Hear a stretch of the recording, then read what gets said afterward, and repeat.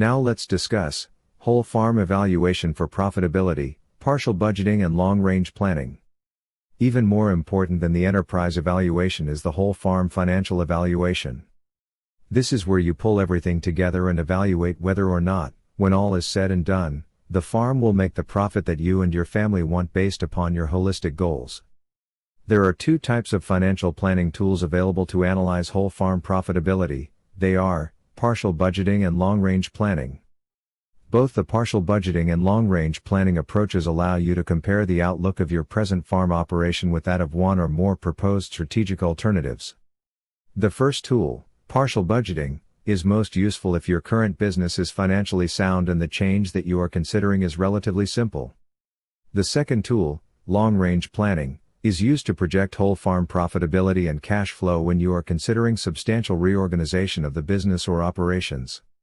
Long-range planning is different from partial budgeting in that you project the financial status of the business after the change is in place instead of just the financial impact of the change. This planning approach is recommended if your whole farm strategy involves a major change in operations.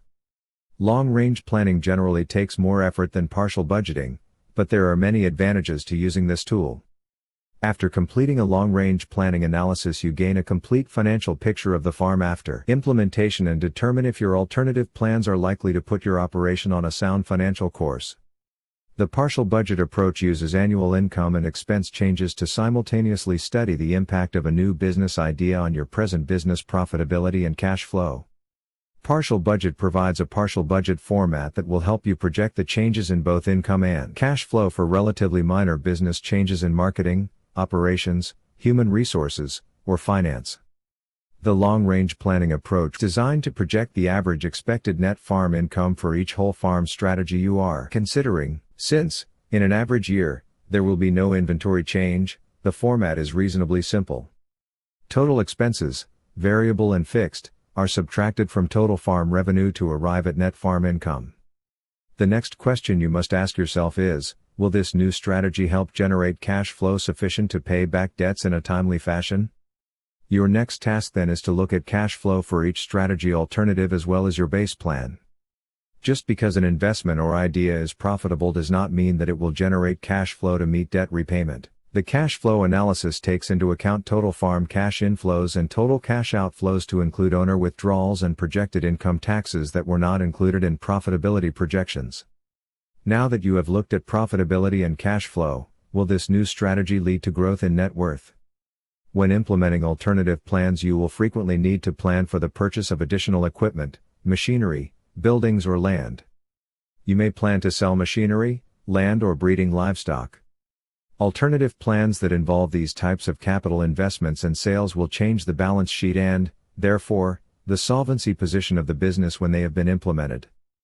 The balance sheet is a summary of the business assets and liabilities at a specific point in time.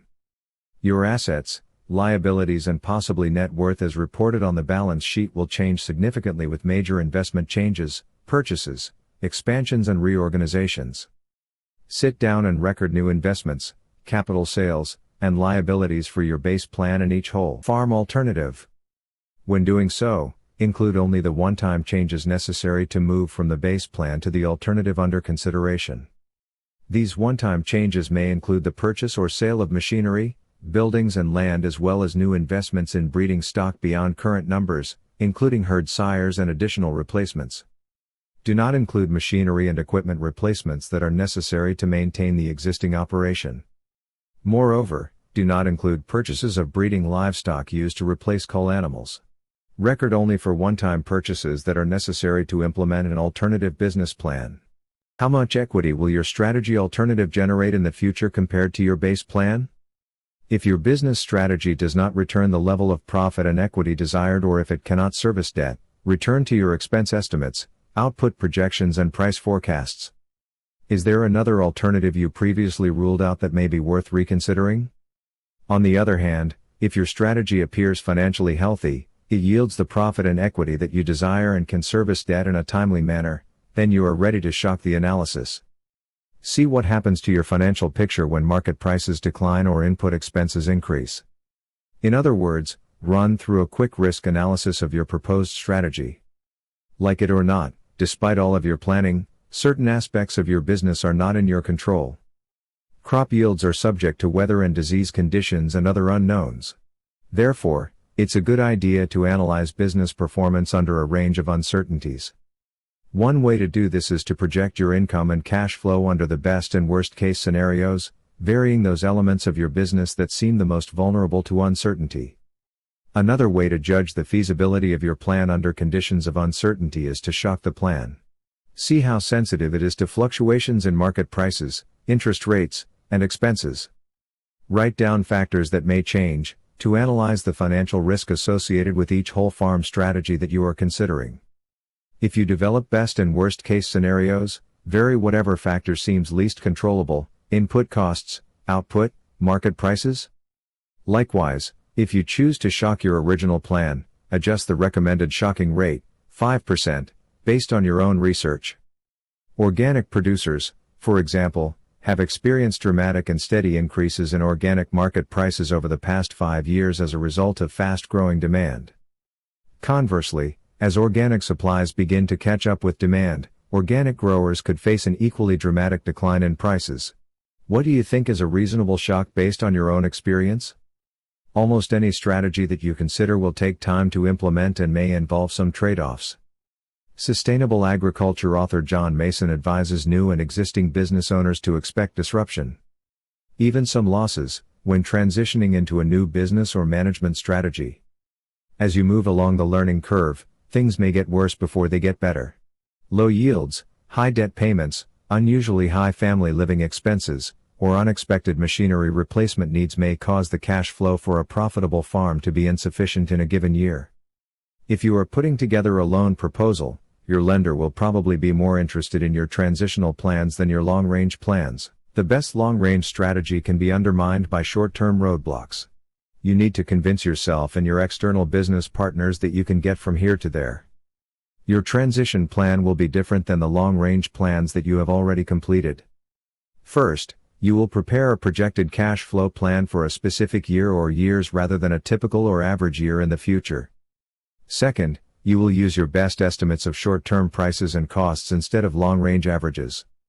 Finally, your transition plans will be affected by your current inventories of crops for sale, feed, market livestock and other products. In your long-range plans, we assume that you would sell an average year's production. In transitional planning, you need to work through your projected inventory changes. Including the change in current inventories is an essential part of developing an accurate cash flow plan. A cash flow plan, which only considers cash transactions without inventory changes, can grossly misrepresent the actual farm financial situation. For example, if 2 years of crop production are sold in 1 year, the cash flow will look excellent, but the change in current inventories would adjust for the reduction in crop held in storage. Another example might be a livestock expansion where the inventories are being built up during the first year but no cash sales occur. Once this is completed, choose the best whole farm strategy. After all of the brainstorming, analysis and discussion, the final component of strategy formulation is to make a decision, choose a future direction and then implement it. At the end of this section, you will need to make a decision to stay with the business-based plan, make no changes in business. Adopt the alternative strategy, implement your new plan. Reconsider or brainstorm new alternatives.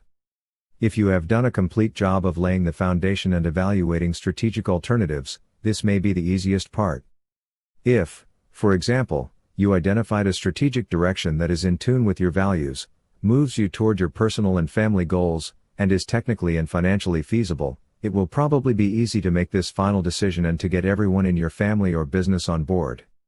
If your decision about which business strategy to pursue is not so clear, you may want to do some more research or explore additional strategy alternatives.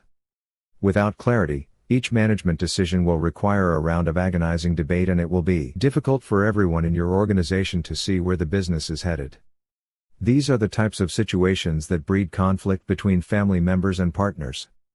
Your strategic plan should be something that you, your family, and any other stakeholders, can embrace and move toward decisively. We recommend testing your business strategy or strategies from several perspectives before making the final decision to implement it. After setting testing criteria and conducting the tests, rank each of the major strategy alternatives that you are considering, including your base plan, and help you choose the best strategy for your business. We suggest giving each strategy a subjective score, from 1 to 5, 5 being the highest, for each test. The strategy with the highest score is apparently the best for the farm and for you and your family. You will need to be brutally honest. Take into account the research and evaluation that you have conducted as a team thus far when scoring each whole farm business strategy. Now that you have confidently chosen a final whole farm strategy based on your thorough research and evaluation, there is only one last step in the planning process: develop a contingency plan, an action plan for how to respond should conditions within and outside the business change. Contingency planning is important to assure that your business plan will be implemented smoothly. Throughout the planning process, you've used your research to inform and make a number of realistic assumptions about the industry, prices, productivity, and labor. Assumptions, however, are just that, best guesses that can change. No matter how carefully you plan, the likelihood of everything working out precisely as planned is small. A contingency plan can help you prepare for those situations when things don't go as planned, when market or economic conditions that are out of your control change. A contingency plan can also help you know when it's time to exit the business if it is not successful. Consider how the following problems, for example, could change your cash flow during the transition period. New construction costs 20% more than planned. Funds are borrowed but income flows are delayed for 6 months. Construction is stopped because of a missing regulatory permit. Livestock productivity is stunted due to dry pasture conditions. The person you hired to manage operations is incompetent or untrustworthy. You do not obtain a sales contract for your first year's production. Market prices sink to 15% below average historical values. A sound business plan will lay out what needs to be done to avoid or address these delays, inefficiencies, and bottlenecks in the form of a contingency or control plan. Contingency plans need not be long or complicated. If you intend to share your written business plan with lenders or other external business partners, contingency plans simply need to convince readers that you've done a thorough job of planning and that the business is prepared to respond successfully should internal and external conditions change.